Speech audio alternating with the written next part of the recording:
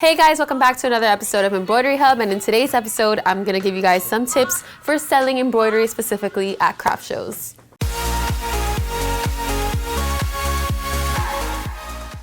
Before we get started, just want to remind you guys to like and subscribe, and if you've ever attended a craft show, let us know in the comments and tell us some of your best tips for attending a show, and then we can compare and contrast and see if I said any of them. Alright, so craft shows, what even are they? Let's not confuse craft shows with trade shows. Now, trade shows are more so when you go as a attendee and you go visit the exhibitors and see what they have to offer so that you can grow your business. Now, with craft shows, it's the other way around. With the craft show, you're actually going to be the exhibitor and other people are coming to buy from you. You know, a craft show can be anything. It can be a farmer's market. It can be like a church bazaar. It doesn't have to be anything extensive or elaborate. You can go set up shop around other artisans and makers. Tip number one is to do your research. So how do you even find good craft shows to attend?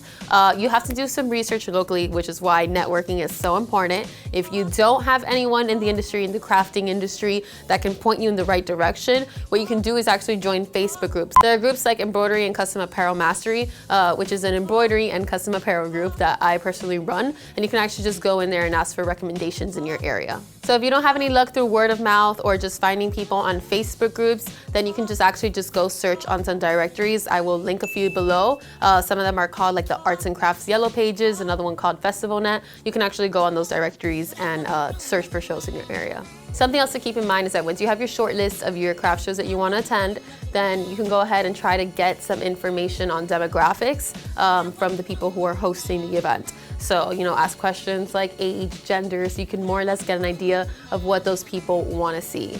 Number two is to keep the season in mind. And by that, I literally mean the season. Is it fall? Is it spring? Is it summer? Is it winter? For instance, if it's winter, then you're going to want to be bringing some scarves and some beanies along with you. And if it's summer, then what do you want to do? You want to put some back to school items in there. You want to throw in some embroidered backpacks or anything like that, just to get the parents, get their heads, their wheels turning about getting their kids some supplies to get back to school with. Personalized school stuff for kids is huge. Every parent wants to get their kid their personalized item because it makes them feel unique and special, of course, because they are.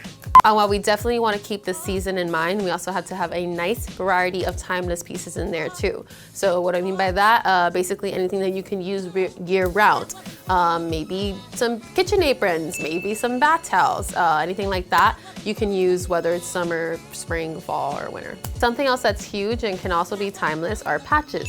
For instance, embroidering military patches. I'm sure everyone knows at least one person, one loved one who has served or who is currently in the military. So you can actually just bring a bunch of those and they can probably lead to a bigger sale for a whole unit. Number three is to stock up on good inventory. And like I mentioned before, embroidery is so much easier to pack than other types of crafts, like ceramics, for instance. That can be a lot heavier. With embroidery, all you need is a few suitcases and you can just compress tons of blanks into there. So it's great because you should also bring your own blank apparel so that you can actually embroider things on the spot.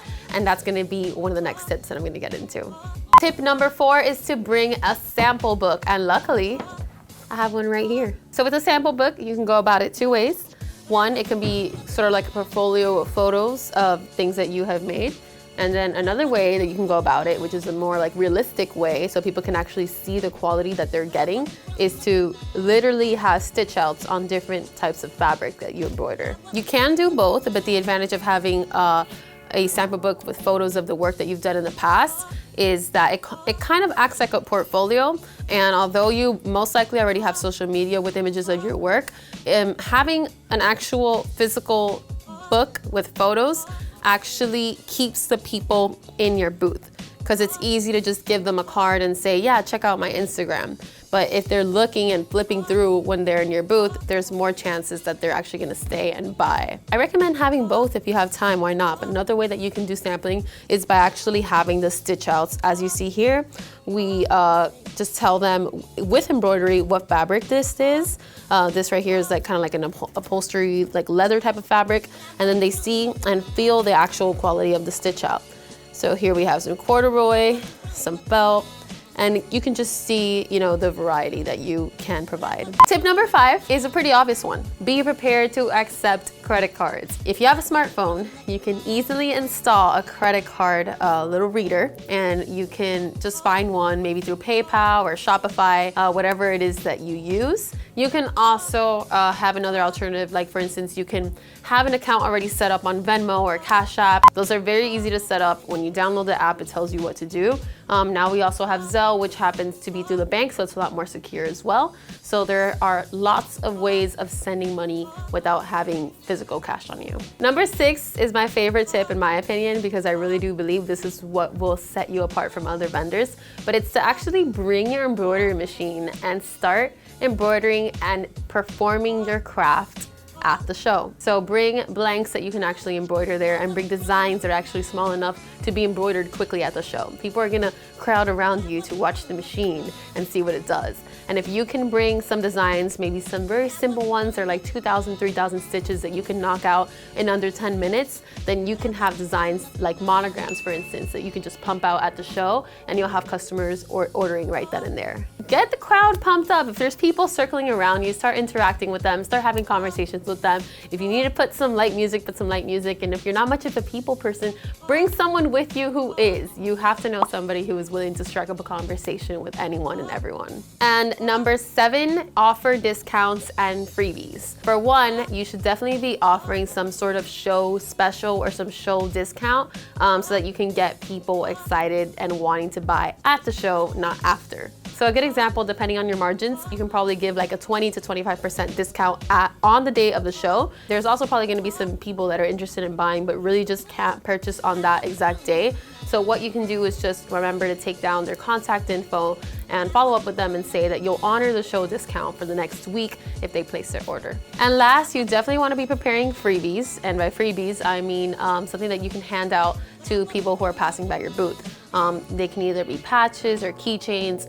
Perhaps the patch or the keychain can say the name of the event, or even just have your business info on it so people can remember you. If you have a multi-needle machine, even better, because you can just hoop up your largest frame and do it in bulk. Remember, you want people to actually come up to you and ask you for this item. It's gonna have to be something that people want to wear and use, because that's when you go and say, well, I'll give this to you if you give me your contact info, or if you follow me. Of course, you don't say it that way. You make it nice and friendly, of course. Don't make it so transactional. But that's what it is. You want to give them something of value so that they can give you something of value. And if there's something I want you guys to take away from this video, is that I'm sure you guys have been to, farmers markets before, or church bazaars, or anything that you can be considered a craft show. And most of the time when you see the vendors, they're usually either just sitting down, not really caring about what's going on. There's some people just on their phones, looking at a magazine, whatever the case may be. Don't be that person. Be the opposite of that person. Be the person who people want to come and see. Be friendly, talk to people, just capture people's attention. Even if you're shy, that is not the day to be shy. So of course we have to remember that success comes with getting a little bit uncomfortable. So get a little bit uncomfortable for one day and you will see your business go to new levels that you never imagined. Before you guys go, make sure to join our Facebook group, Embroidery and Custom Apparel Mastery. I have linked it below. You can go in there, you can ask for craft show recommendations or any other questions that you have regarding the industry, and you can also share your tips and experiences in that group as well. Also, if you enjoyed this video, please make sure to like and subscribe, and if you're a Florida Gator, then let me know in the comments below. We're out. There you go. That's actually great.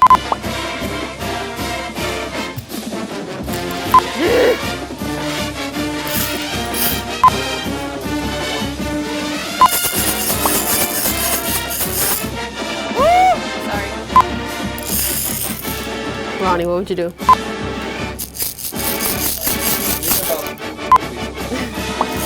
I'm gonna just go like that and just...